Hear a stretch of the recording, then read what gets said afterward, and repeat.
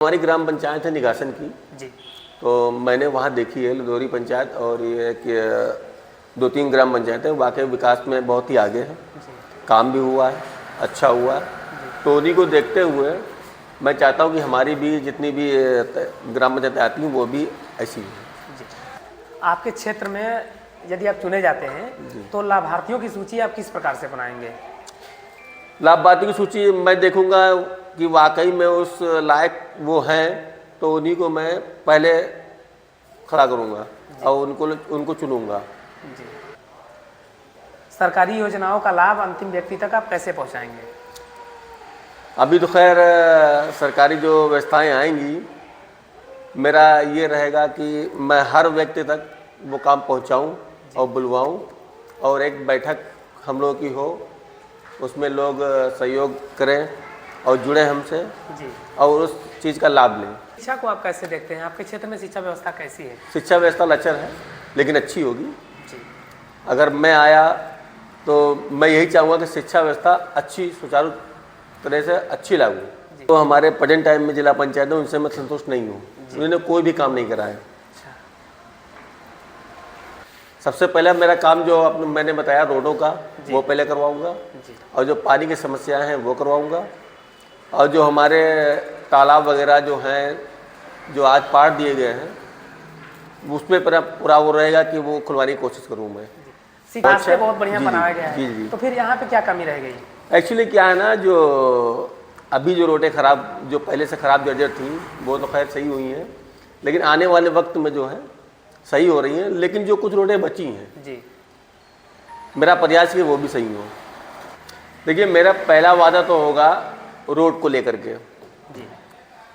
और सफाई, जो गांव में सफाई वगैरह है वैसे तो खैर प्रधान के, लेकिन मैं भी उस पर बहुत सक्रिय हूँ इस काम के लिए।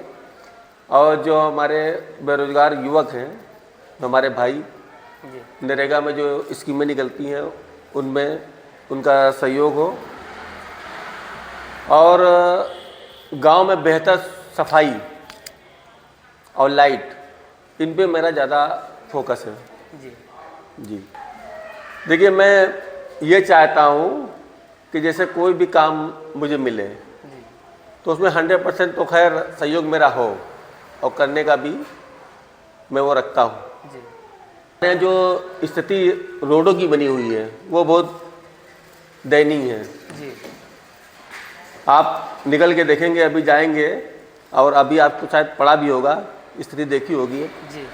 और आगे जो रोडें हैं वो भी बहुत ख़राब हैं, तो उनके लिए ज़्यादा हम आवाज़ उठा रहे हो। जो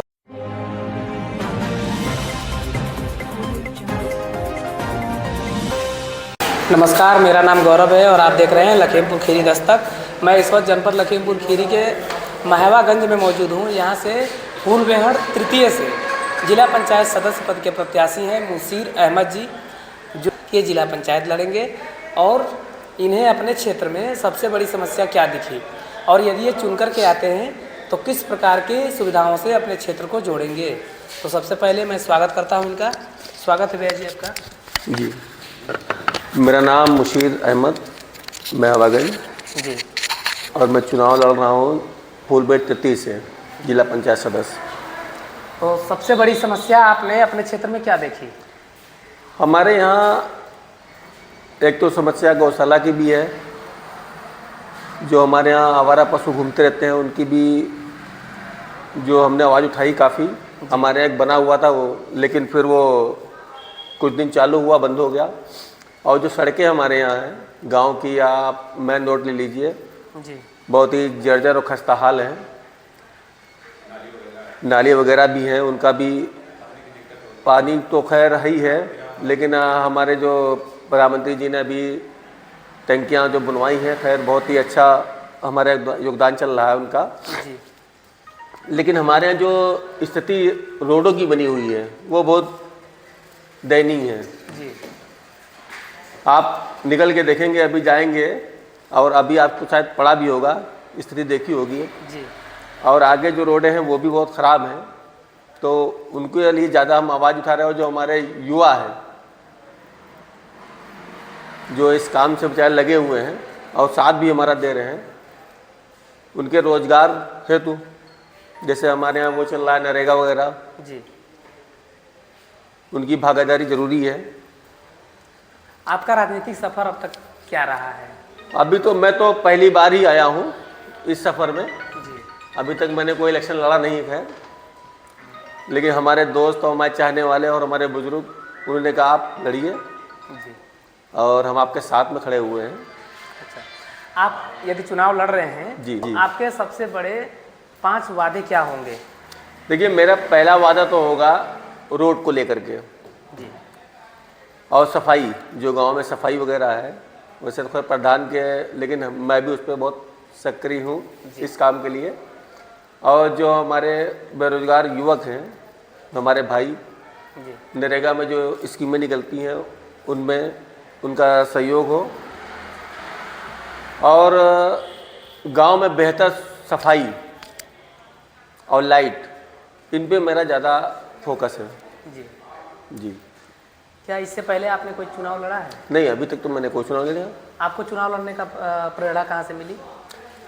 मुझे प्रेरणा, अब जैसे ये बुजुर्ग हमारे दोस्त वगैरह हैं, इन लोगों ने हमें बताया जी। कि आप इस क्षेत्र में आइए, और हमारे जो विधायक जी हैं रामचरण जी, उन्होंने भी, और एक हमारे बहुत आदरणीय संजय सिंह, उन्होंने हमको बोला कि आप चुनाव लड़िए, जीत के आएंगे। क्या आपके क्षेत्र में रास्तों की स्थिति सही है? जी, अभी तो खैर मैं ये नहीं कह सकता हूँ, अभी कोई सही नहीं है। जी। अभी आप देखेंगे खुद ही आपको मालूम हो जाएगा, कई रोडें ऐसी हैं जो सही नहीं हैं। जी।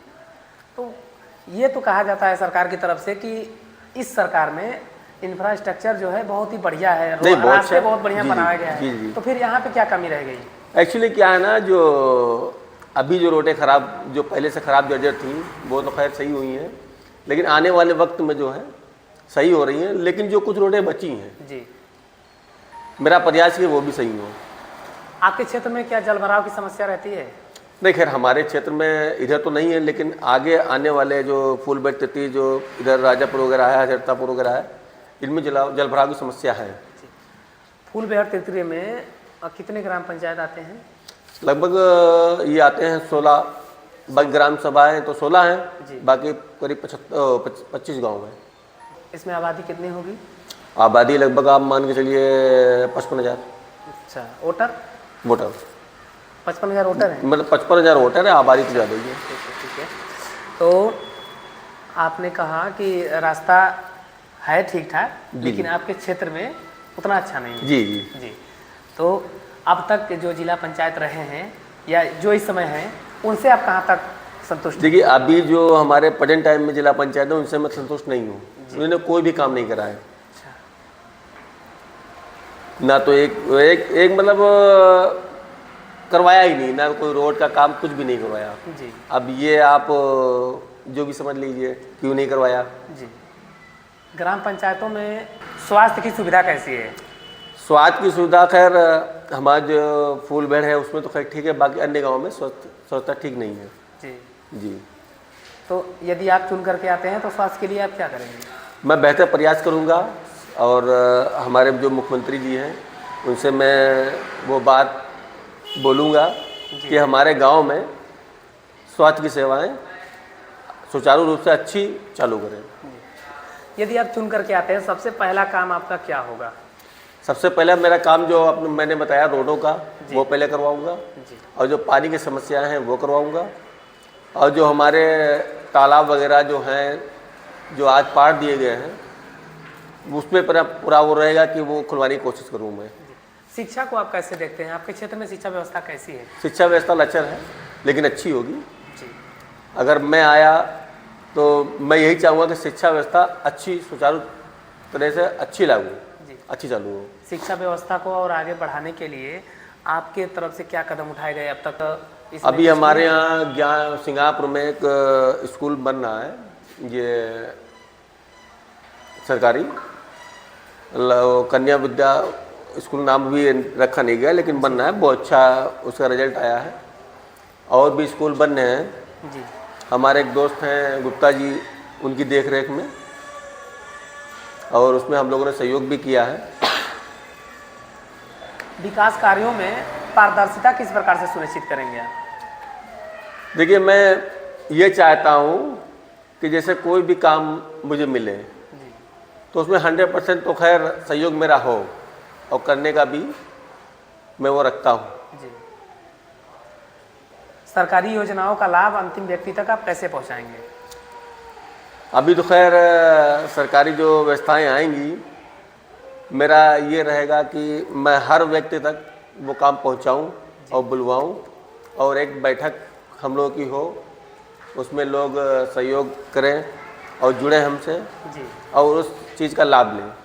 आपके क्षेत्र में यदि आप चुने जाते हैं तो लाभार्थियों की सूची आप किस प्रकार से बनाएंगे? लाभार्थी की सूची मैं देखूंगा कि वाकई में उस लायक वो हैं, तो उन्हीं को मैं पहले खड़ा करूंगा और उनको चुनूंगा। जी। महिलाओं को सशक्त बनाने के लिए, उनको स्वरोजगार के लिए आप क्या करने वाले हैं? महिलाओं को देखिए सशक्त कराने के लिए हमारे माननीय योगी जी ने बहुत ही स्कीमें निकाली हैं। मैं जागरूक करूंगा कि आप उस स्कीम का फ़ायदा उठाएं। ग्राम पंचायतों में मनरेगा के तहत महिलाओं की भागीदारी बहुत ही कम देखी जाती है, आप उसमें बढ़ोतरी के लिए क्या करने वाले हैं? भाई, उसके लिए मैं अगर जीतूंगा तो उसके लिए मैं कदम उठाऊंगा कि हमसे लोग जुड़ें, और जितनी महिलाएं हैं जो इस काम करना चाहती हैं उनको मैं आगे लाने की पूरी कोशिश करूंगा। हैं तो 5 साल बाद आप अपने क्षेत्र को कहाँ देखते हैं? मैं देखना चाहता हूं कि जैसे हमारे और भी गांव स्वच्छ, जैसे अभी एक गांव हमने देखा है वाकई में सफाई में हर चीज़ में आगे है, तो मैं भी जितने भी मेरे 16 ग्राम पंचायतें उनको भी मैं उसी नज़र से देखना चाहता हूं कि स्वच्छ। जी। अब तक आपका जितना भी अनुभव रहा है, भले ही राजनीति में ना हो, लेकिन कहीं तो कोई जिला पंचायत सदस्य ऐसा तो होगा जिससे आप देख करके सोचे उस तरह से काम करवाऊंगा। एक हमारी ग्राम पंचायत है निगासन की जी, तो मैंने वहाँ देखी है लदौरी पंचायत, और ये एक 2-3 ग्राम पंचायत है, वाकई विकास में बहुत ही आगे है, काम भी हुआ है, अच्छा हुआ है। तो उन्हीं को देखते हुए मैं चाहता हूँ कि हमारी भी जितनी भी ग्राम पंचायतें आती हैं वो भी ऐसी हैं। जी। यदि आप चुने जाते हैं और कोई कार्य ऐसा है जो समाज के लिए बहुत ही ज़रूरी है, लेकिन अधिकारी उसमें विलम्ब कर रहे हैं, तो आप उसमें क्या करेंगे? बस उसके लिए मैं आवाज़ उठाऊंगा, और जहाँ तक मेरी कोशिश होगी माननीय योगी जी को पहुँचाने की वो पहुँचाऊँगा, लेकिन वो काम 100% करवा के रहूँगा। जी। मान लीजिए आज आपने चुनाव जीत लिया है और आपको माननीय योगी जी से कोई कार्य मांगना हो, तो आप क्या मांगेंगे? मैं सबसे पहले तो यही मांगूंगा कि सर मुझे कुछ मिले या ना मिले, लेकिन मेरे जितने भी गांव हैं जो मेरे ग्राम पंचायत उसमें आते हैं उनका उद्धार होना चाहिए। ग्राम पंचायतों में डिजिटल लैब बनाया जा रहा है जी, सरकार का सख्त निर्देश है, और उसमें बहुत हद तक लोगों ने काम चालू भी करवा दिया है, तो इसके लिए आप क्या व्यवस्था देख रहे हैं? और प्रतियोगी परीक्षाओं की तैयारी कर रहे युवाओं के लिए आप क्या सोचते हैं और उनके लिए क्या व्यवस्था लेके आ रहे हैं? अभी तो खैर हमारी व्यवस्था कोई नहीं है, लेकिन अगर मैं चुनाव जीतूंगा तो उनके लिए मैं हर युवा वर्ग जो मेरा दोस्त और जो मेरे बच्चे हैं, पहले मैं उनको कोई भी दिक्कतें आती हैं अगर प्रशासन से या शासन से, तो मैं उनका निपटारा करने के लिए सक्षम आगे हूँ। जी। SIR प्रक्रिया भी चल रहा है जी, तो ये आपके क्षेत्र में कहाँ तक सफल रहा? हाँ, खैर हमारे क्षेत्र में SIR प्रक्रिया पूरी हो गई है जी। अभी कुछ लिस्टें आई हैं, तो उसको हम लोग देख रहे हैं जी। कि जल्दी वो पूरी की जाए। उसमें आपने किस प्रकार से सहयोग किया? मैंने हर तरीके से सहयोग किया है भाई। मेरे पास लोग आए फार्म भरवाने के लिए, फार्म भी मैंने उनके भरवाए, और मैंने उन जो भी SIR के मामले में कोई दिक्कतें आई उसको दूर करवाया। हमारे चैनल के माध्यम से अपने क्षेत्र की जनता को आप क्या संदेश देना चाहेंगे? मैं यही संदेश देना चाहता हूँ कि आपका चैनल, मैंने खैर अभी तो इससे जुड़ा हूँ, लेकिन जो भी है चैनल बेहतर है। आप लोग भी देखिए और जुड़िए चैनल से, और लाइक और सब्सक्राइब कीजिए। आप अपने लिए कुछ कहिए क्षेत्र की जनता को। क्षेत्र की जनता के लिए मैं यही कहना चाहता हूँ कि आप लोग एक मौका दीजिए मुझे, और फिर देखिए कि हाँ ये मुशीर अहमद क्या कर सकता है आपके लिए, और जितने भी हमारे दोस्त यार जो भी हैं वो क्या। चलिए, बहुत बहुत धन्यवाद आपका। आपने अपना बहुमूल्य समय हमें दिया और अपना विचार जनता के सामने रखा। ये थे हमारे साथ में मुसीर अहमद जी, जो फूलबेहड़ 3 से जिला पंचायत सदस्य पद का चुनाव लड़ने जा रहे हैं। इन्होंने अपना विचार बहुत ही खुले साफ तौर पे रखा है आपके सामने। बाकी फैसला आपके हाथ में है। आपको सोचना है कि कौन सा प्रतिनिधि आपके क्षेत्र के लिए और आपके लिए सही है और आपके क्षेत्र को विकास की राह पर लेके जाए। बने रहिए लखीमपुर खीरी दस्तक के साथ। धन्यवाद।